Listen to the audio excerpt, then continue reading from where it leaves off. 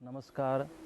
सबके हृदय में चैतन्य स्वरूप से विराजमान परम कृपालु परमात्मा को प्रणाम करता हुआ आप सभी दिव्य आत्माओं को सप्रेम जय गुरुदेव।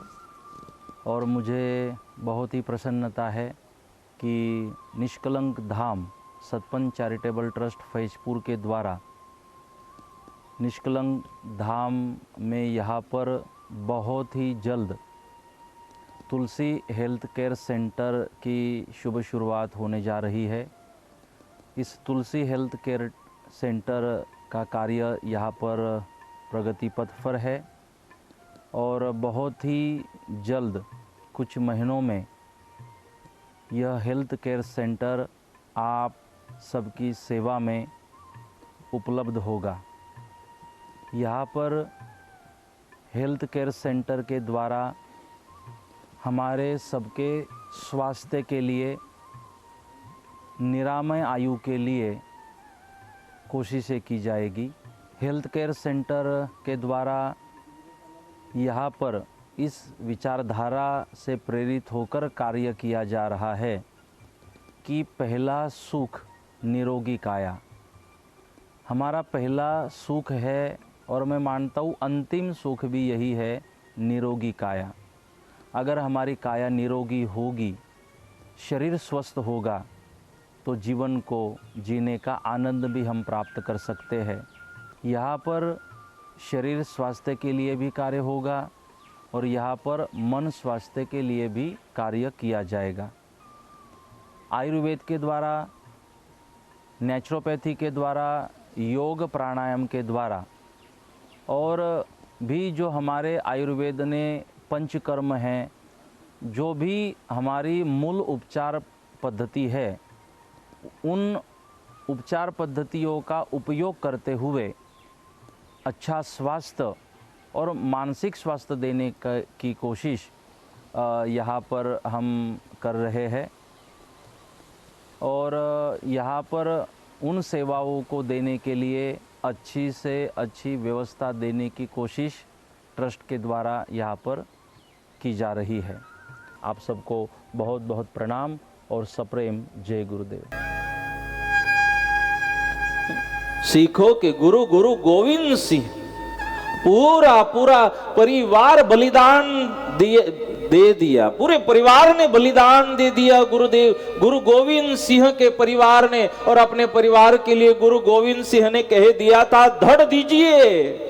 अगर सर कोई काट रहा है तो काटने दो। अपने परिवार को, अपने बच्चों को कहा, कोई सर काट रहा है तो काट देने दो।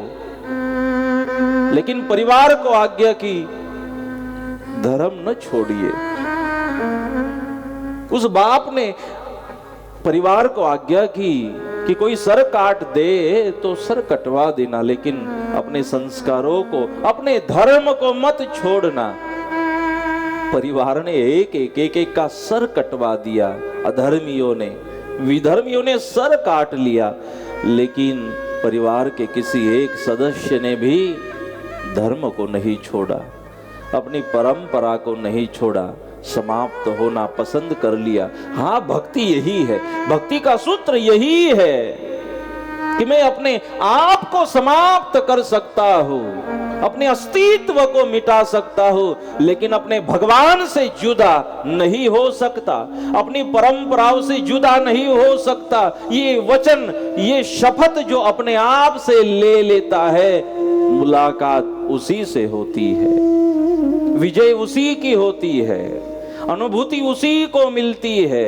इसलिए सद्गुरुदेव ने कहा, ये सतपंथ है खड्गनी धार, धार ऊपर चालसो तो मुनिवर हमार। ये सतपंथ भी, ये सत्य का पंथ भी तलवार की नोक ऊपर, तलवार की धार ऊपर चलने जैसा कठिन है, लेकिन चलिएगा। चाहे पैरों में जख्म हो जाए, चाहे पैरों से खून बहने लगे, चलिएगा। चाहे कसौटी सहन करनी पड़े, चलिएगा। क्योंकि अगर चलते ही रहोगे तो मुलाकात होती है। ये इतना आसान नहीं है। यहाँ सर दे के होते हैं सौदे, आशिकी इतनी सस्ती नहीं है, ये तो प्रेम की बात है उद्धव, बंदगी तेरे बस की नहीं है। गोपियों ने कहा उद्धव आप समझाने आए, भगवान को भूल जाओ, ये तेरे बस की बात नहीं है उद्धव, भगवान से प्रेम करना, आप निकल जाओ, ये तेरे बस की बात नहीं है जो भगवान को हम भूल जाए। कैसे भूल जाए? आप भूल जाने की बात करते हो, आप हमारे परेशानियों की बात करते हो, हमारे दुख की बात करते हो उद्धव, और उसे देखकर कह रहे हो भगवान को भूल जाओ। अरे उद्धव यहां सर दे के होते हैं सौदे। आप हमारे आंसू देख रहे हो। अरे हम तो जो आंसू बहा रहे हैं कृष्ण की याद में उद्धव, ये तो बहुत कम है। हम तो अपना सर काट देने के लिए भी तैयार है, अपने श्याम के लिए, अपने प्रीतम के लिए, अपने प्यारे के लिए, जिसको हम जीवन समझ बैठे हैं, जिसे जीवन समझा था। छोड़ जाने के बाद, मथुरा जाने के बाद भी गोपियां रो रही है, आंसुओं की धाराएं बह रही है, आंसुओं की नदी बन चुकी है। इतना वीर, इतना शोक उस कृष्ण का छोड़ा कृष्ण ने। गोकुल को छोड़ मथुरा जा रहे हैं, छोड़ दिया कृष्ण ने, वापस कभी गोकुल नहीं आए। लेकिन मेरी गोपियों ने आज तक शाम को नहीं छोड़ा। ये भक्ति है। आज भी वृंदावन में शोक मनाया जाता है, भगवान का विरह आज भी शोक मनाया जाता है। आज भी शोक समाप्त नहीं हुआ। भगवान छोड़ गए, लेकिन भगवान को मानने वालों ने आज भी भगवान को नहीं छोड़ा। ये भक्ति है। इसलिए हमें उस तलवार की धारों पर चलना पड़ेगा। हाँ, और जब चलोगे, जब इन परीक्षाओं को आप देते रहोगे, तब जाके भगवान की अनुभूति है, तब जाके भगवान का आशीर्वाद है। रुक्मांगद का वहां पर भगवान ने उद्धार किया, संध्यावली का उद्धार किया, धर्मांगद का वहां पर भगवान उद्धार करते हैं। इसी तरह रुक्मांगद भक्त की यह कथा हम सब ने श्रवण की, जो बहुत गहरी है, रसीली है, और बहुत कुछ हमारे लिए प्रेरणा ये कथा दे रही है। तो आइए 1-2 मिनट भगवान का नाम संकीर्तन करते हुए हम अगली कथा में प्रवेश करेंगे।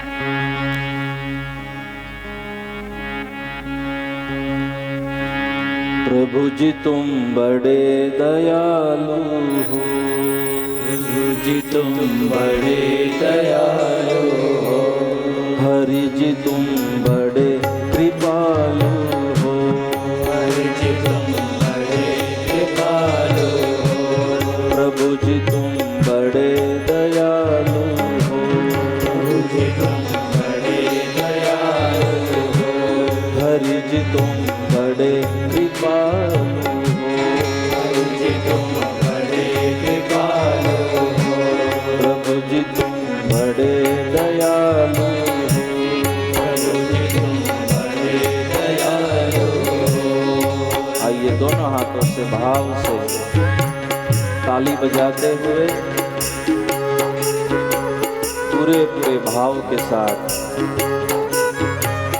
अगर आपको लगता हो भगवान कृपालु है, भगवान दयालु है, तो ताली बजाइएगा, और नहीं लगता तो आपकी मर्जी। लेकिन आपको लग रहा हो रात्रि में हम सो जाते हैं और जागते रहते भगवान हमारी श्वासों को चला रहे हैं, धड़कन को चला रहे हैं, अगर वो कृपालु है तो ताली बजाइएगा। ये दोनों हाथों से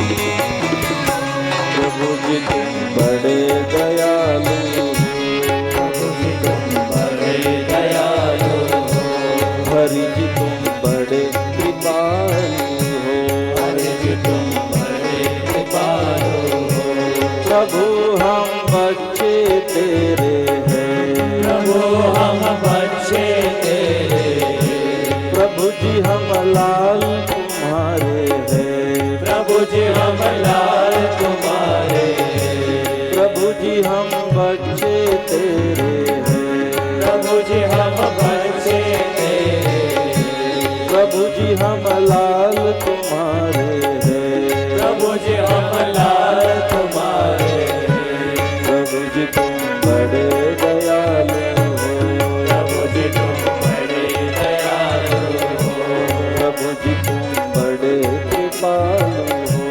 प्रभु जी तुम बड़े कृपालु हो। और आप भी मेरे साथ गाइएगा पीछे पीछे, शब्दों पर ध्यान देते हुए। प्रभु जी तुम बड़े दयालु हो, प्रभु जी तुम बड़े दयालु हो, बापा तुम बड़े दयालु हो, बापा तुम बड़े दयालु हो, बापा तुम बड़े कृपालु हो, बापा तुम बड़े कृपालु हो, बापा हम बच्चे तेरे हैं, बापा हम बच्चे तेरे हैं, पापा हम लाल तुम्हारे हैं, पापा हम लाल तुम्हारे हैं, पापा हम लाल तुम्हारे हैं, पापा हम लाल तुम्हारे हैं, पापा तुम बड़े दयालु हो, पापा तुम बड़े दयालु हो, पापा तुम बड़े कृपालु हो। पापा तुम बड़े कृपालु हो।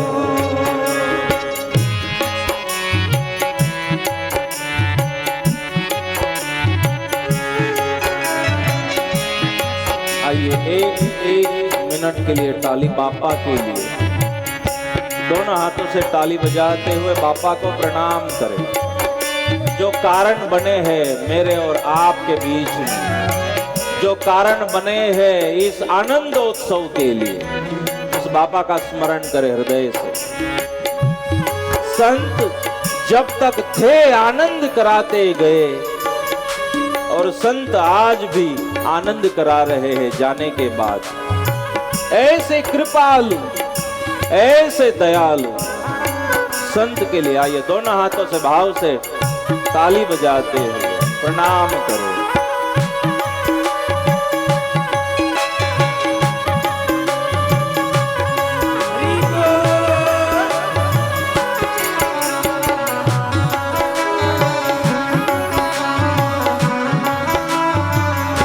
प्रभु जी हम याद करें तुमको, प्रभु जी हम याद करें तुमको, पापा हम याद करें तुमको, पापा हम याद करें तुमको, प्रभु जी फरियाद करें तुमको, प्रभु जी फरियाद करें तुमको, प्रभु जी फरियाद करें तुमको, प्रभु जी फरियाद करें तुमको, मेरा मन जपता रहे तुमको, मेरा मन जपता रहे तुमको, मैं तेरा ध्यान लगाऊं जी, मैं तेरा ध्यान लगाऊंगी, तुझी से लगन बढ़ाऊं जी, तुझी से लगन बढ़ाऊंगी, प्रभु जी तुम बड़े दयालु हो, प्रभु जी तुम बड़े दयालु हो, हरि जी तुम बड़े कृपालु हो, हरि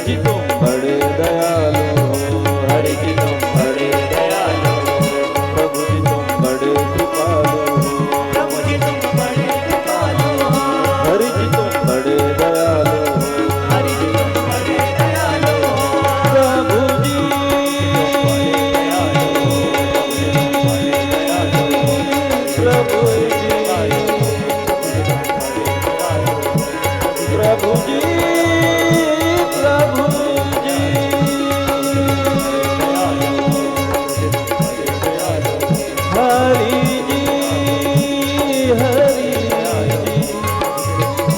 हरि जी हरि जी प्रभु जी प्रभु जी प्रभु जी तुम बड़े दयालु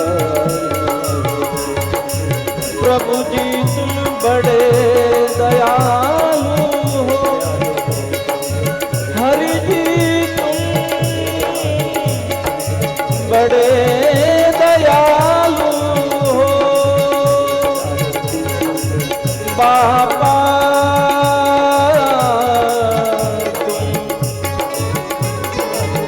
बड़े दयालु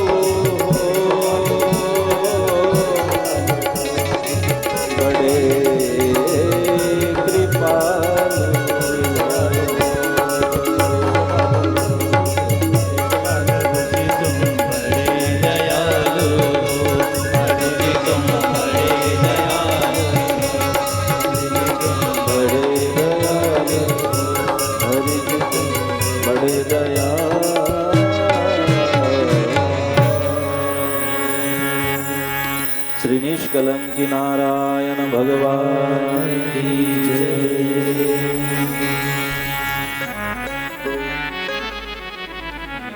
सद्गुरुदेव भगवान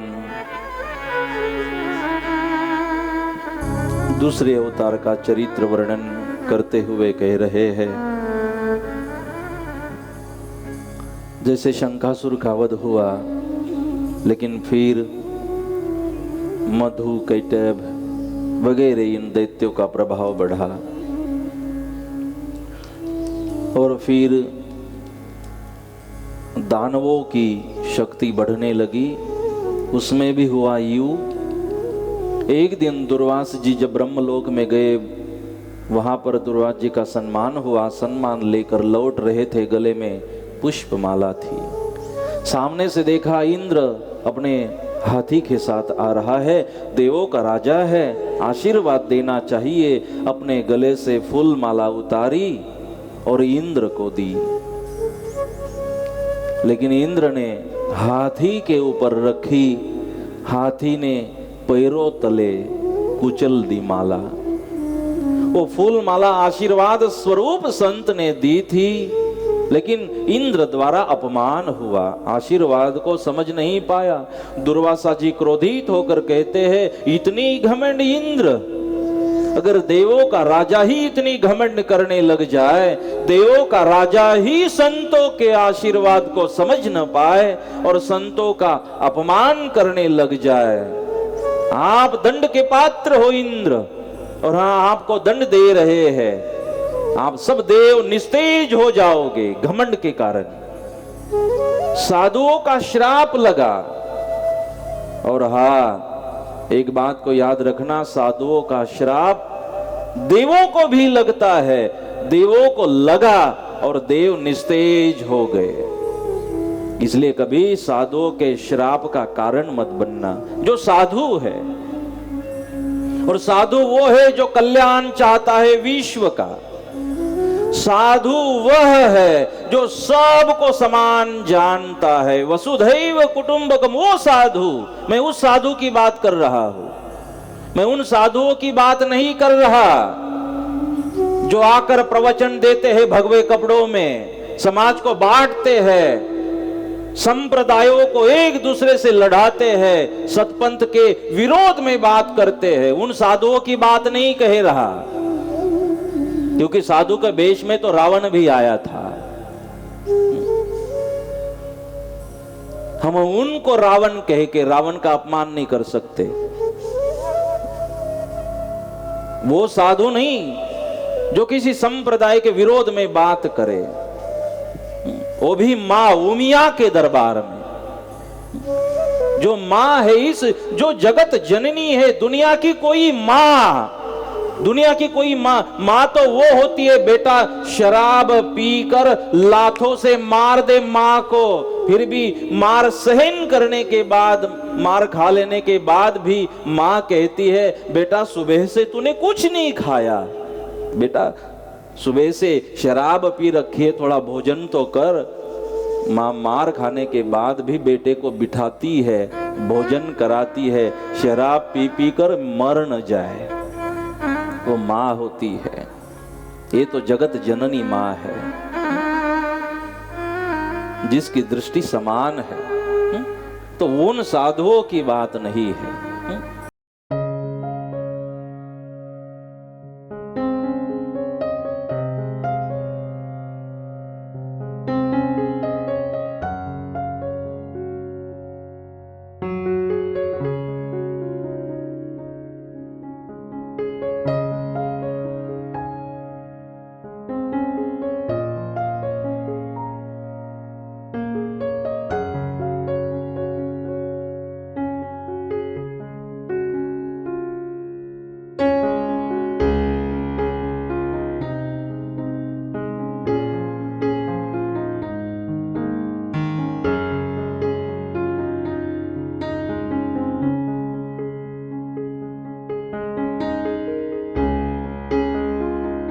ऐसे ही नहीं पूजी जाती माँ, जगत जननी माँ उमिया ऐसे ही नहीं पूजी जाती। माँ की महिमा है, ऐसे ही माँ नहीं कहा जाता। वो अपनी जिम्मेदारियों को निभा रही है माँ, और सबको समान आशीर्वाद देती है। माँ का अधिकार है। हम उन साधुओं की बात नहीं कर रहे, लेकिन साधु का अगर श्राप लग जाता है देवों को, तो देव भी निस्तेज हो जाते। इसलिए कभी किसी के श्राप का कारण मत बनना।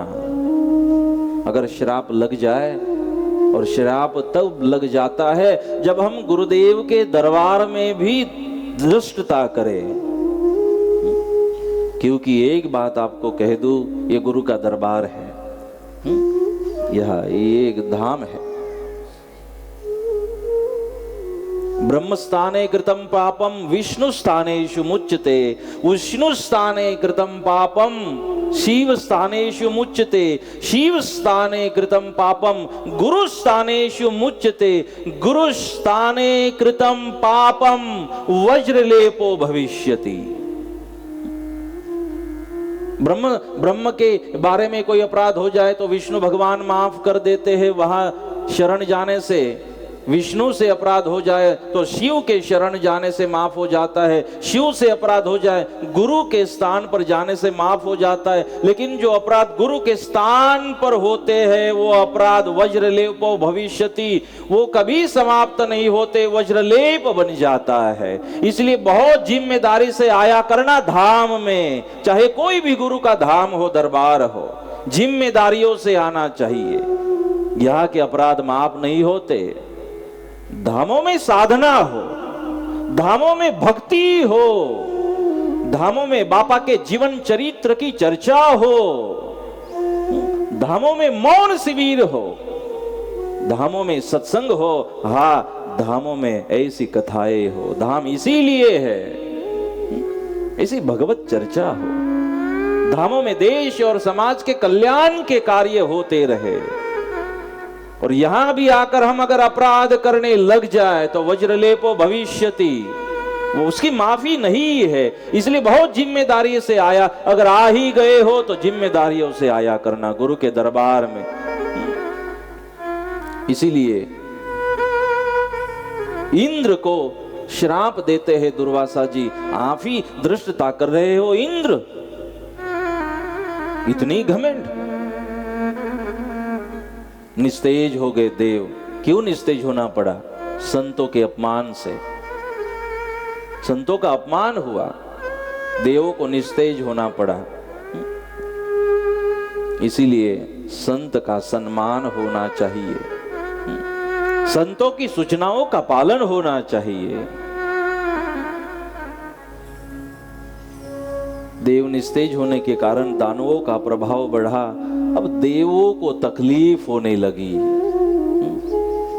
और हमारे संप्रदाय में भी थोड़ी बहुत जो हम निस्तेज हो गए हैं, क्योंकि निस्तेज हुए इसके लिए तो दानवों की ताकत बढ़ी है।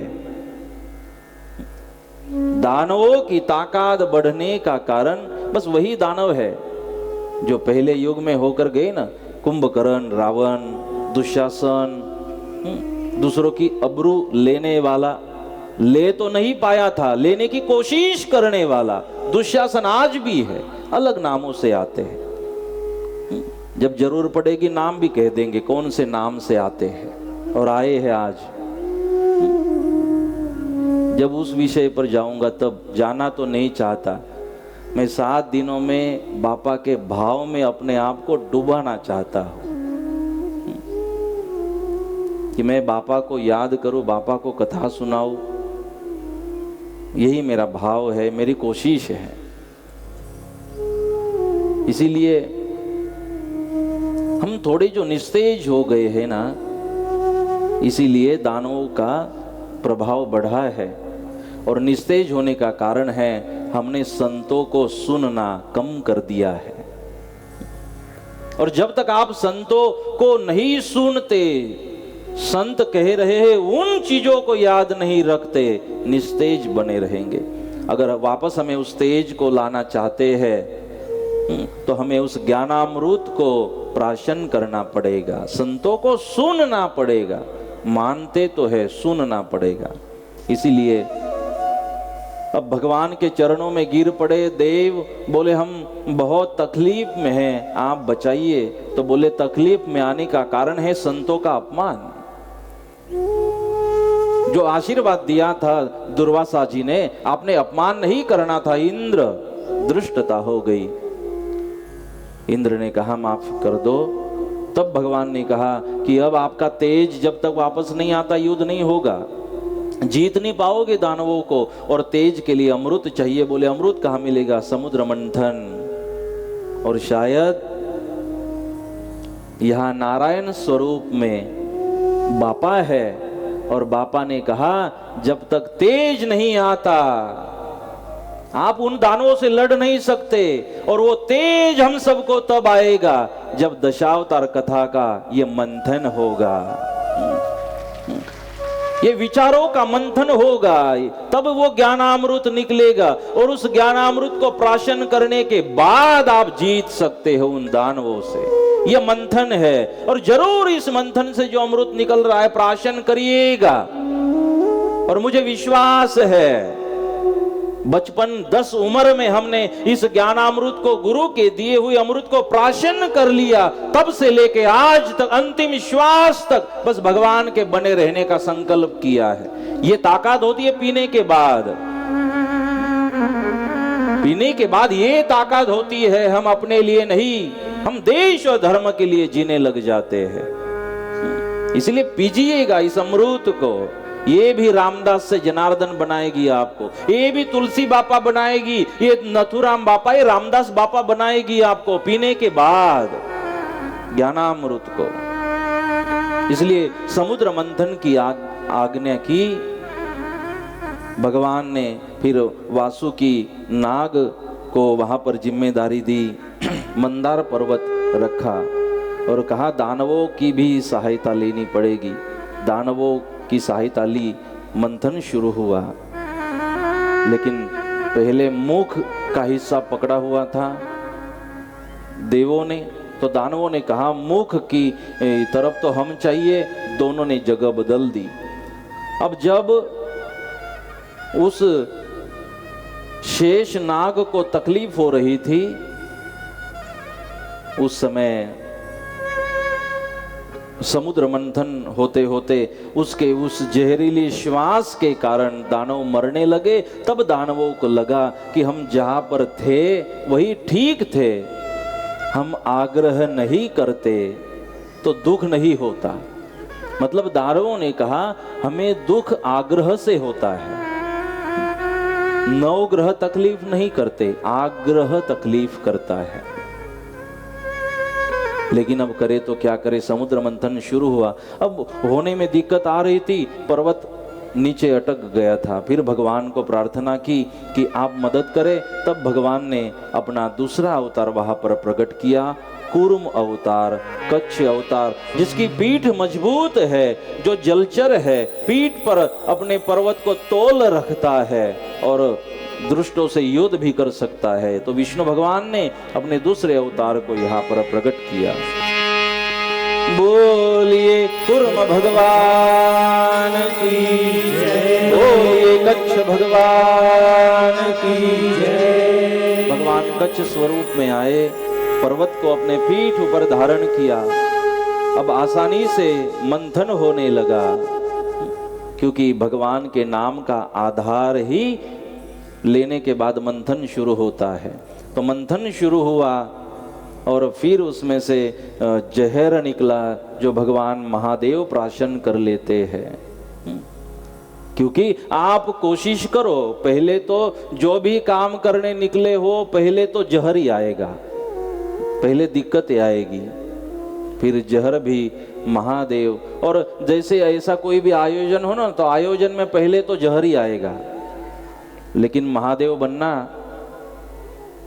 और महादेव बनकर इस जहर को पी लेना, ताकि समुद्र मंथन हो सके, अमृत की प्राप्ति हो सके। उस महादेव ने उस हलाहल विष को प्राशन कर लिया। कामधेनु वशिष्ठ को दी गई। उच्चैश्रवा नाम का घोड़ा निकला, सूर्य को दे दिया गया।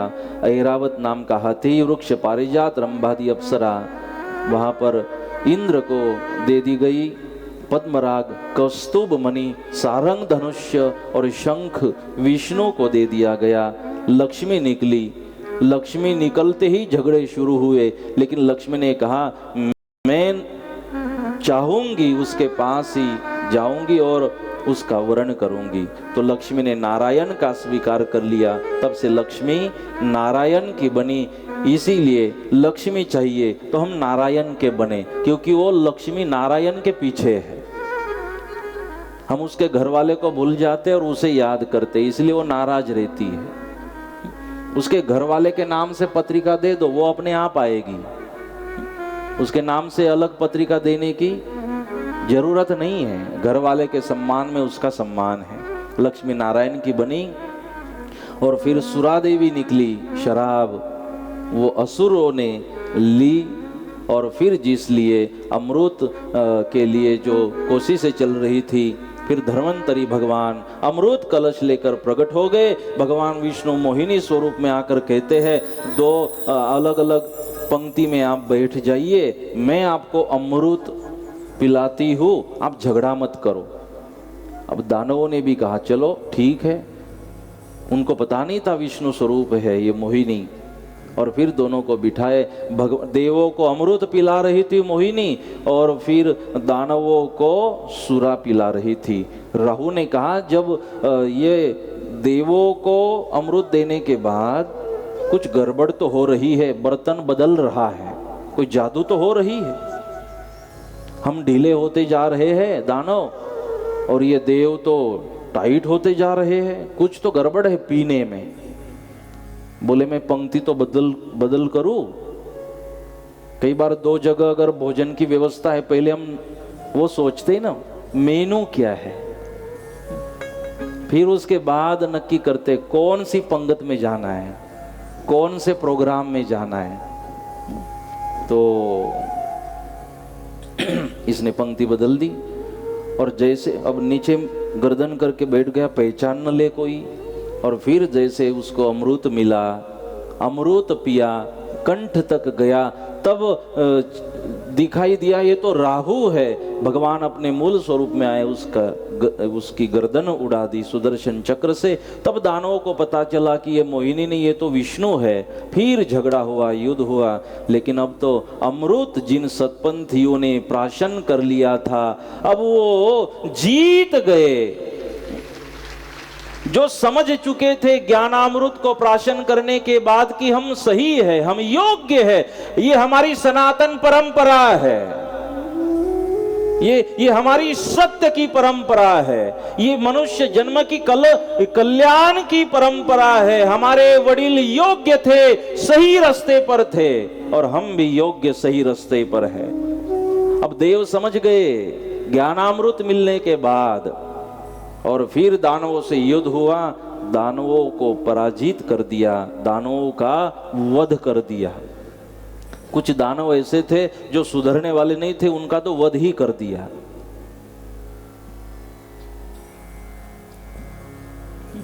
इसीलिए दानवों का वध किया और फिर देवों को अपना जो राज्य था, वैभव था, वापस मिला।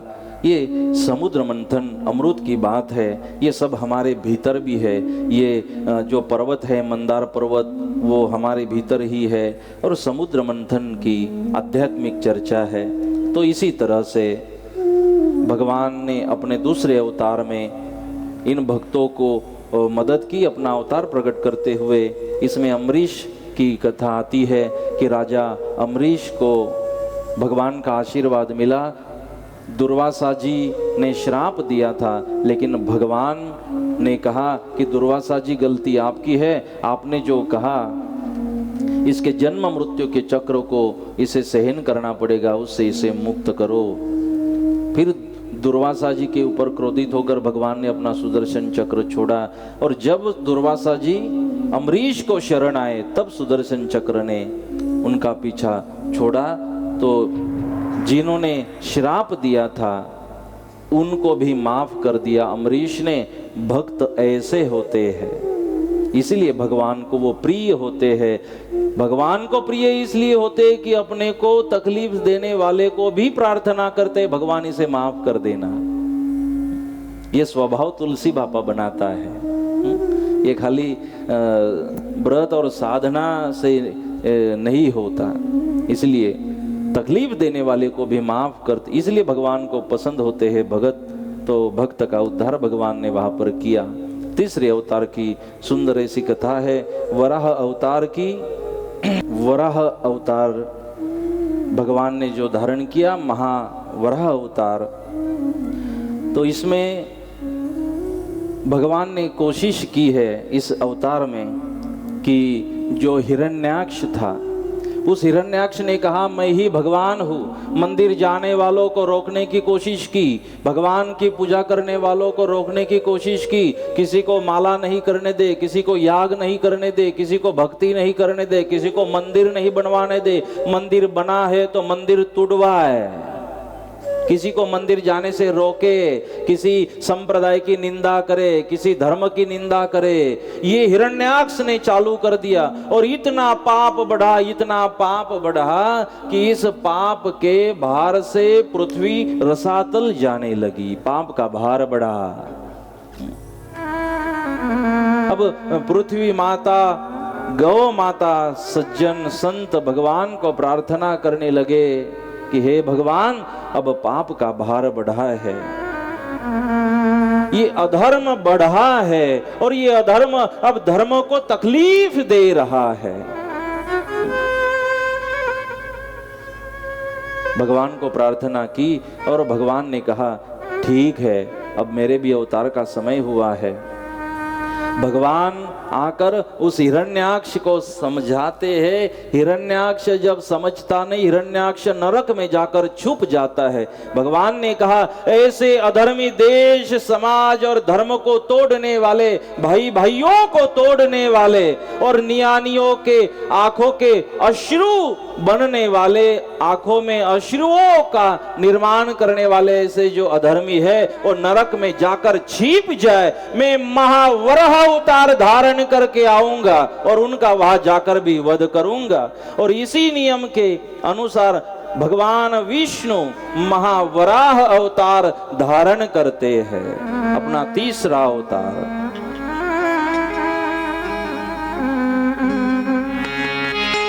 बोलिए महावराह भगवान की जय, महावराह भगवान की जय। भगवान महावराह अवतार धारण कराए, नरक में छिपे उस हिरण्याक्ष का भगवान वध करते हैं। अपनी जो दाढ़ थी उसके ऊपर पृथ्वी माता को संभाले रखा जो रसातल में जा रही थी, और फिर हिरण्याक्ष का वहां पर वध किया जो इस धर्म और इस परंपरा को नुकसान कर रहा था, जो साधुओं का नुकसान कर रहा था।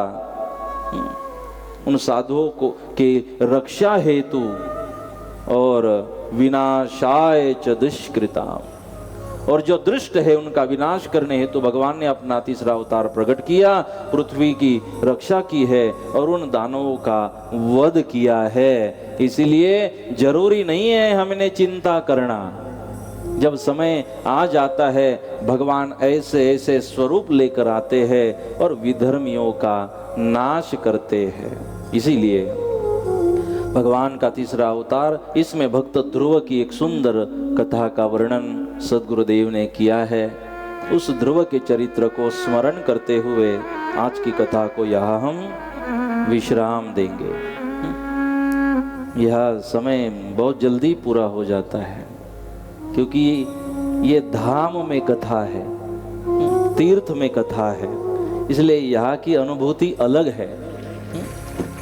और अनुभूति इसलिए अलग है मेरे लिए भी कि यहाँ नथुराम बापा का तप हुआ है, यह बापा विराजमान है आज भी, यह तुलसी बापा का तप हुआ है, यह पता नहीं कितनी पूजाएं हुई है, कितने मंत्रों का आवाहन हुआ है, जाप हुआ है, कितना सत्संग, ये कथाएं, ये शिविर और सब हुआ है। तो ये तीर्थ है ये भूमि, इसलिए इसका प्रभाव अलग है। और हम तो इस भूमि, इस तीर्थ की महिमा को बढ़ाने यहाँ पर आए हैं। मैं खुद कि हाँ, ये एक जागृत स्थान है, इसकी महिमा बढ़े और बढ़े और विश्व में इसकी चर्चा हो। इस धाम की जो तपस्थली है, जहां ऐसे सत्पुरुषों का प्राकट्य हुआ है, जिसके चरण स्पर्श से ये भूमि पवित्र बन चुकी है, यहाँ भी सब लोग आए और यहाँ की चरण धूलि पता नहीं, यहाँ की, मैं तो मानता हूँ नथुराम बापा और तुलसी बापा यहाँ पर घूमते थे, हर जगह जाते थे, यहाँ के हर एक रज को, एक एक कण को उनका चरण स्पर्श हुआ है। इसलिए यहाँ की किसी भी धूलि को उठाकर आप लगाते हो तो मैं मानता हूँ आपने तीर्थों में स्नान कर लिया। यहाँ का एक एक कण पवित्र है, यहाँ संतों का चरण स्पर्श इस भूमि ही को हुआ है, इसलिए तीर्थ है। यहाँ के मिट्टी का एक एक कण, धूलि कण पवित्र है, संतों के चरण स्पर्श और संतों के सानिध्य के कारण। हमारा सौभाग्य है, मुझे यहाँ कथा करने का लाभ मिला और आपको श्रवण करने का लाभ मिला है। उत्तानपाद राजा की कथा। उत्तानपाद राजा को दो पत्नी थी, सुरुचि और सुनीति। रुचि को घर में रखा और नीति को बाहर कर दिया। हम भी रुचि को घर रखते हैं और नीति को, शिक्षा पत्री को दूर रखते हैं। रुचि को घर में रखते हैं, वैसे इसने किया। रुचि के वहां उत्तम का जन्म हुआ और सुनीति के वहां ध्रुव का जन्म हुआ। ये उत्तानपाद राजा दूसरा तीसरा कोई नहीं, ये उत्तानपाद राजा हम खुद, ये हमारी कथा है। रुचि को नजदीक किया और रुचि के लिए नीति को भूल गया उत्तानपाद राजा। अब दोनों को पुत्र हुए, सुरुचि और सुनीति को, लेकिन ध्रुव को मना था कि वो जाकर बाप से मिले। ध्रुव हमेशा अपने माँ को पूछता क्यों मैं बाप को नहीं मिल सकता, तो बोले सुरुचि माता को पसंद नहीं है और बेटा वहां जाओगे तो अपमान सहन करना पड़ेगा, जाना मत। माँ ने कहा बेटा मैं ही बाप हूँ, मैं ही माँ हूँ, मैं बाप की कमी को महसूस नहीं होने दूंगी बेटा, मैं ही बाप हूँ। लेकिन बालक था, बाल हृदय था और इसीलिए एक दिन खेलते खेलते पिताजी को मिलने का मन हुआ। जाकर दरबार में देखा तो उत्तानपाद राजा राज सिंहासन पर बैठे थे, उत्तम एक गोद में बैठे थे। पिताजी बेटे का लाड़ उत्तम का कर रहे थे। भागते भागते ध्रुव गए और बाप को कहने लगे पिताजी मैं भी गोद में बैठ सकता हूँ। अब बालक का वो चेहरा, वो भाव देखा, पिताजी भी द्रवित हो गया हृदय और अपने ध्रुव को गोद में बिठाया और ध्रुव के लाड करने लगे। ध्रुव के आंखों से आंसू छलक पड़े। बस पिताजी, आपने गोद में बिठाया और आपने जैसे ही मेरे मत्थे पर, मस्तक पर अपना हाथ रखा, आशीर्वाद दिया, बस पिताजी अनुभव कर रहा हूँ कि मुझे वैकुंठ मिला है। हाँ, किसी बेटे के लिए बाप की गोद वैकुंठ है, इससे बढ़कर कोई वैकुंठ नहीं। उतने में सुरुचि ने देखा, भागती भागती आई, ध्रुव का हाथ पकड़ा और ध्रुव को नीचे फेंक दिया। ध्रुव कुछ समझ नहीं पा रहे हैं। मां, क्या हुआ? बोले, आप कैसे यहाँ राजा के गोद में आकर बैठ गए? आपका अधिकार नहीं है। ध्रुव, चलो जाओ यहां से। ध्रुव खड़े हो गए और प्रार्थना करने लगे। मां, क्यों? बोले, आपको अधिकार नहीं है बैठने का। ये बैठने का अधिकार उत्तम का, मेरे बेटे का है। मां, मेरा अपराध क्या है? मेरे भी तो बाप है, मेरा अपराध क्या है? तब सुरुचि ने कहा, तेरा अपराध तो एक ही है ध्रुव, तूने मेरे कोख से जन्म नहीं लिया, सुनीति के कोख से जन्म लिया, ये तेरा अपराध है। ऐसी कई कई लोग, इन भेदों को समझने वाले लोग, मानने वाले लोग आज भी है। ध्रुव प्रार्थना करने लगे, मां क्या हुआ? आपकी कोख से जन्म नहीं लिया, लेकिन मुझे भी तो बाप की भूख है, प्रेम की भूख है। और मां, मुझे ये राज वैभव कुछ नहीं चाहिए, मुझे तो बस बाप चाहिए। मेरे लिए तो सब कुछ बाप है, बाप की गोद है, बाप का प्रेम है, बाप का आशीर्वाद है, मेरी कोई अपेक्षा ही नहीं। लेकिन फिर भी सुरुचि ने नहीं माना और कहा, चलो जाओ यहां से और आज के बाद आना मत। ध्रुव का हृदय टूट चुका है, ध्रुव की भावनाएं टूटी है। दुनिया में अगर सबसे बड़े से बड़ा अपराध होगा तो किसी के हृदय को तोड़ना, किसी की भावनाओं से खेलना। इसलिए जो चाहे, जिस भगवान, जो श्रद्धा, जो विश्वास, जो परंपरा, मत खेलिए किसी के भावों के साथ, मत बनिए किसी के आंसुओं के कारण। हम गृहस्थी है, हम गृहस्थाश्रमी है। हाँ, हम इन चीजों का ध्यान रखें, हम किसी की भावनाओं से ना खेले, हम किसी के आंसुओं का कारण न बने। सबसे बड़ा पाप होता है, अपराध होता है। यहां तो बालक के साथ अपराध हो रहा है। वैसे रोते रोते अपनी मां के पास जाकर सुनीति को कहा, मां, मेरे साथ ऐसा व्यवहार हुआ। मां ने गले से लगाया अपने लाल को और कहा, बेटा, मैंने पहले ही कहा था जाना मत। रोते रोते ध्रुव कहने लगे, मां, अब हृदय को ठेच पहुंची है और मां, अब मैं चाहता हूं कि मुझे ऐसा स्थान मिले जहां से कोई मुझे हटा नहीं सकता। बोले, बेटा, ऐसे स्थान तो कैसे मिलेगा? मां, आपके आशीर्वाद से मिलेगा। अगर मां का आशीर्वाद मिलता है तो सब कुछ मुमकिन है। तो बेटा, इसके लिए तो नारायण से प्रार्थना करनी पड़ेगी। तो मां, मैं नारायण से प्रार्थना करूंगा, मैं तैयार हूं, मुझे नारायण से मिलना है और मुलाकात करनी है और मांगना है। तो मां ने यम, नियम, प्राणायाम, प्रत्याहार, धारणा, ध्यान, समाधि का ज्ञान अपने ध्रुव को दिया और कहा, बेटा, अगर हृदय से चाहते हो कि भगवान की मुलाकात हो जाए तो जरूर होगी। जाओ बेटा, माँ का आशीर्वाद है। और पूरे पूरे विश्वास के साथ भगवान का भजन करना।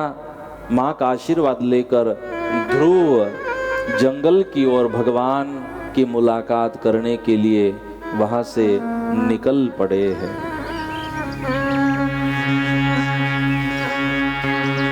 श्रीमन्नारायण नारायण नारायण, नारायण नारायण नारायण, भज मन नारायण नारायण नारायण भज मन नारायण नारायण नारायण जप नारायण नारायण नारायण जप नारायण नारायण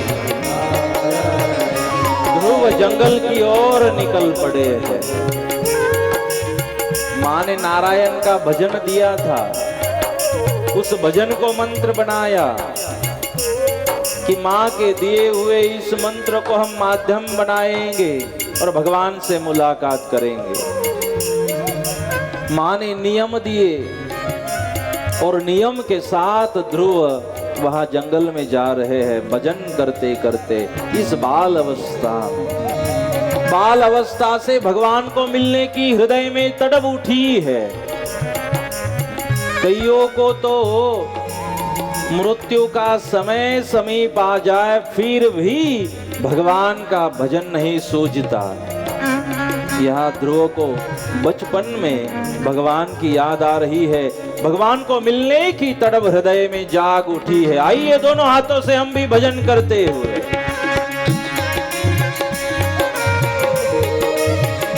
श्रीमन नारायण नारायण नारायण श्रीमन नारायण नारायण नारायण भजमन नारायण नारायण नारायण भज मन नारायण नारायण नारायण माता नारायण नारायण नारायण माता नारायण नारायण नारायण पिता नारायण नारायण नारायण पिता नारायण नारायण नारायण गुरु नारायण नारायण नारायण नारायण नारायण नारायण भवतारायण तारायण तारायण नारायण नारायण नारायण श्रीमन नारायण नारायण नारायण श्रीमन नारायण नारायण नारायण माता के कहने अनुसार भगवान का भजन करते करते वहां पर ध्रुव साधना कर रहे हैं, नाम स्मरण की साधना। और ये नाम स्मरण ही माध्यम है जो भगवान से मिलाता है। अब हुआ क्या, जब ये नारायण नारायण का जाप हो रहा था उसी समय नारद जी उस रास्ते से जा रहे थे, तो दूर से नारद जी को आवाज सुनाई दी। कौन सी आवाज आ रही थी नारद जी को? नारद जी को दूर से आवाज सुनाई दी। नारद जी को इतने दूर सुनाई दी, शायद आपको नहीं सुनाई दी। कौन सी आवाज सुनाई दी नारद जी को? श्रीमन नारायण नारायण नारायण नारायण नारायण नारायण भजमन नारायण नारायण नारायण भज मन नारायण नारायण नारायण हरि बोल। जय हो।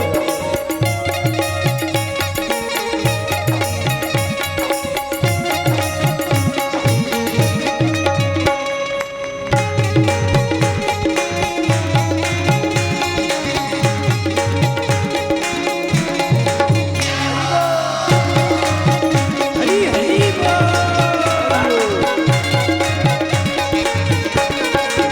और जैसे नारद जी आवाज को सुनते सुनते, इसलिए भगवान का जाप करते रहना, संतों के पास जाने की जरूरत नहीं, संत अपने पास आते रहेंगे।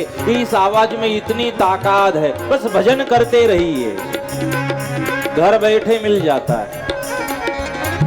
नारद जी ने जैसे देखा, बोले बालक आप इस घने जंगल में कैसे पहुंच गए? आने का कारण पूछा और तब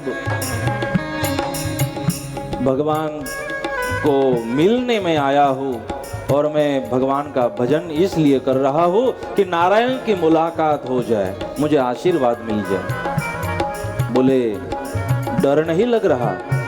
घने जंगल में ध्रुव ने कहा, डर के लिए कोई जगह ही नहीं रखी, सब जगह भगवान के नाम को मैंने भर दिया है। मैं क्यों डरूं? मुझे डरने की जरूरत नहीं है। और भगवान में विश्वास आ जाने के बाद डर निकल जाता है। और जब तक भय मन में है, समझ लेना अभी भगवान का ध्यान नहीं हो रहा, भजन नहीं हो रहा।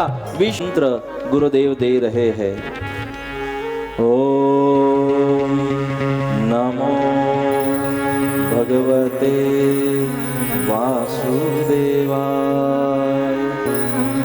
ओम नमो भगवते वासुदेवाय।